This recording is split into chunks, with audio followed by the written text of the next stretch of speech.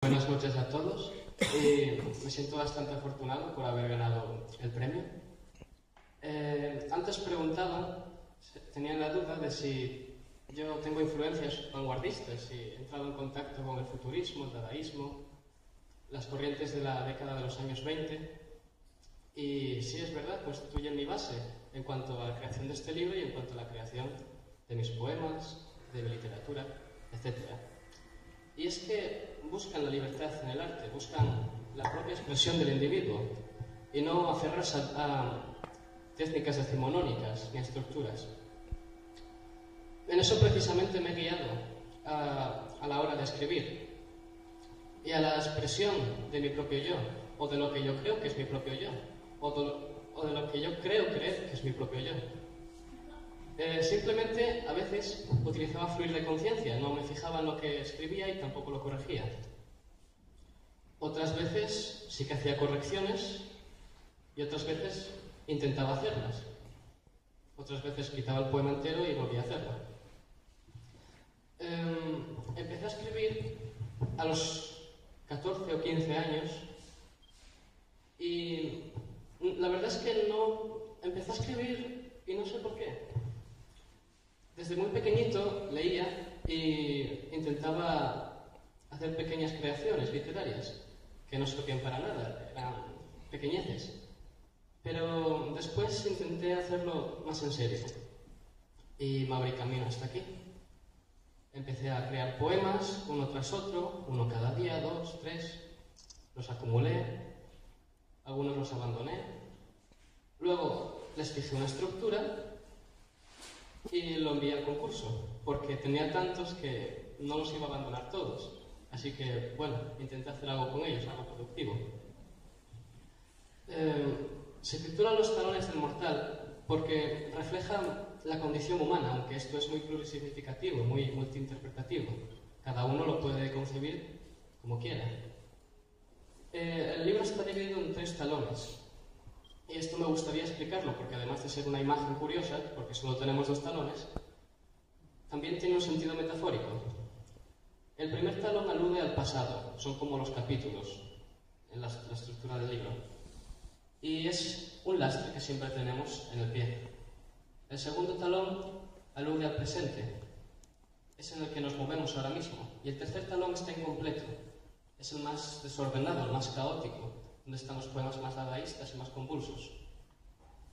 Ese se refiere al futuro, a lo que todavía no está creado o concebido. Y precisamente hay 3 talones porque es el que vamos a dirigir después, el que todavía no se ha materializado. Y bueno, los talones se me ocurrió por una referencia a Aquiles. La verdad fue muy casual, tampoco, mi poesía es muy casual. Si no hay más preguntas, yo no sé qué más decir.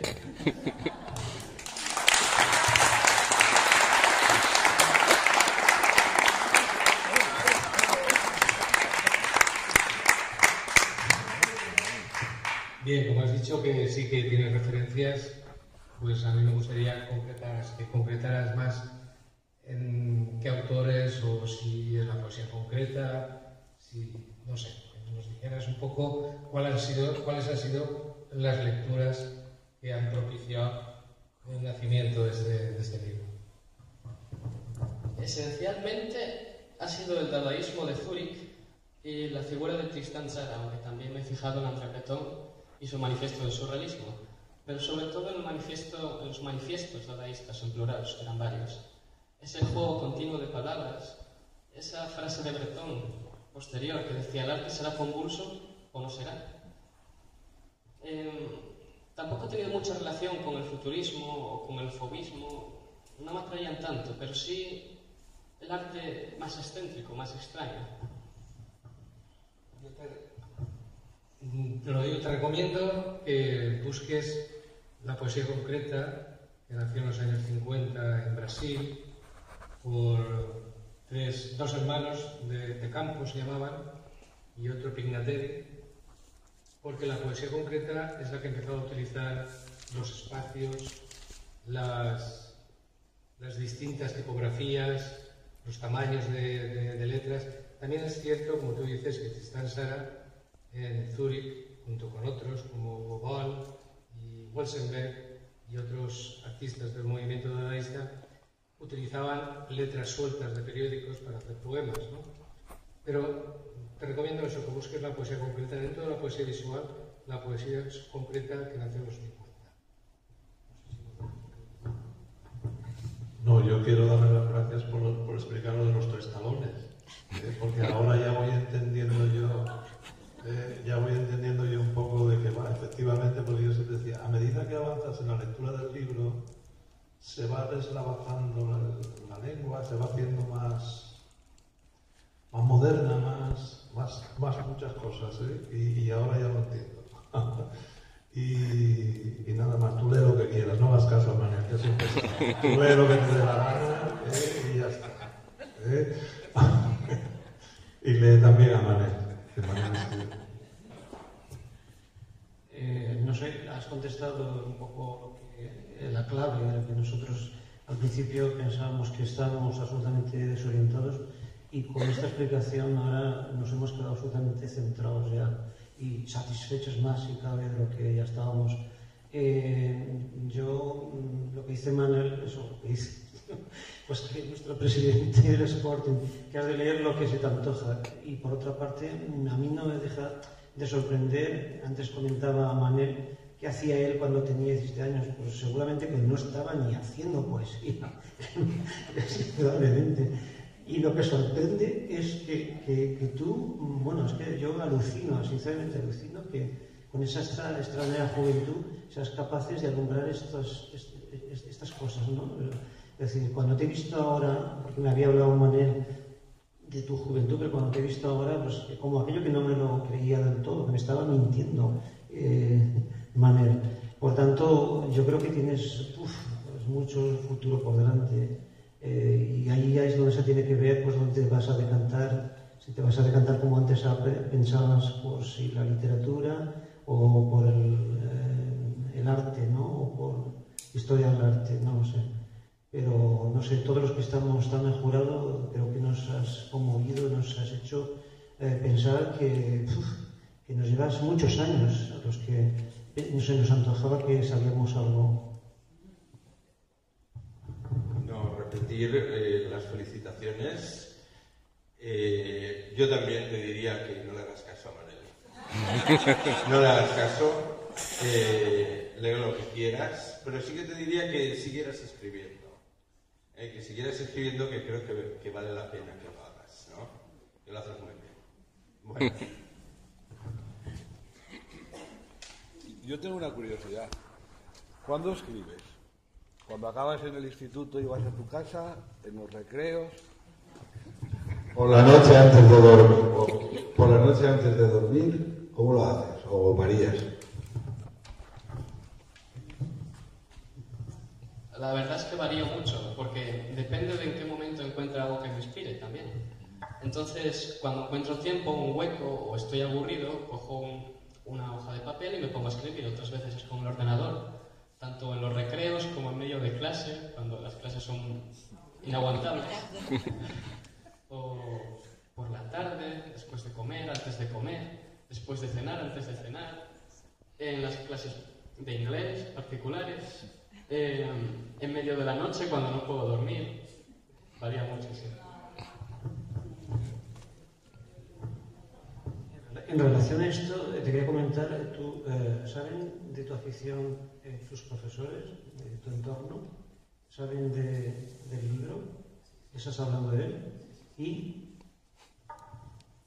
Bueno, me han felicitado casi todos. Bueno, sí, básicamente todos los que se han enterado.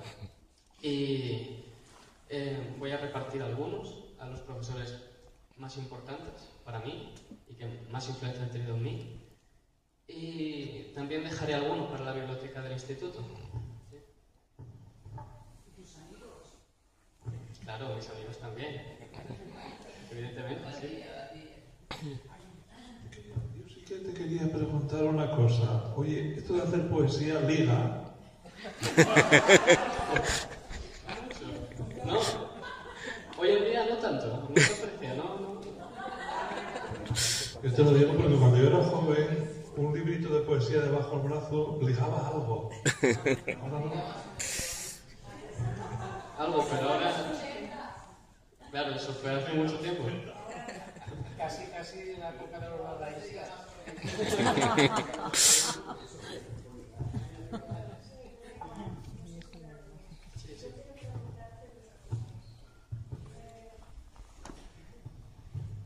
Primera, aparte de las lecturas que te he preguntado, Manuel, si sigues leyendo poesía y qué tipo de poesía lees y qué otras cosas lees, y luego, ¿por qué escribes poesía precisamente? ¿Qué es para ti la poesía y por qué la escribes?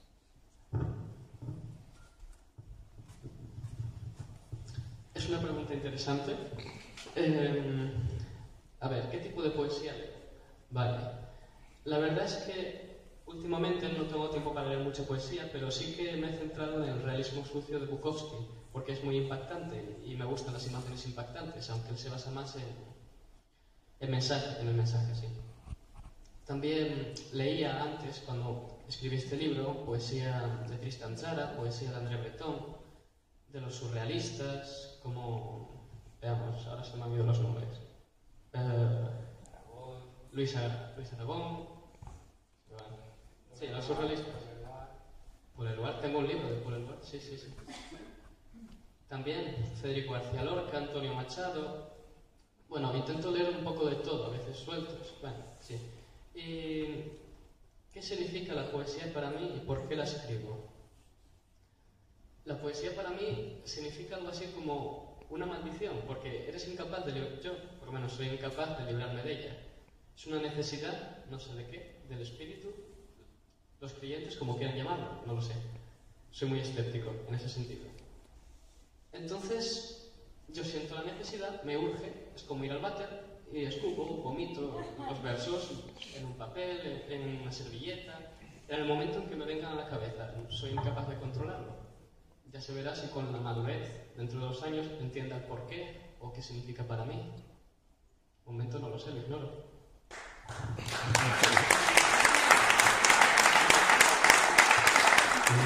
¿Cómo hablan, muchachos, verdad? Os habréis percatado de la suma corrección en la expresión oral, que es dificilísimo de encontrar en un muchacho de esta edad, aparte de lo que sería. Vale, ahora pues. Gracias a todos.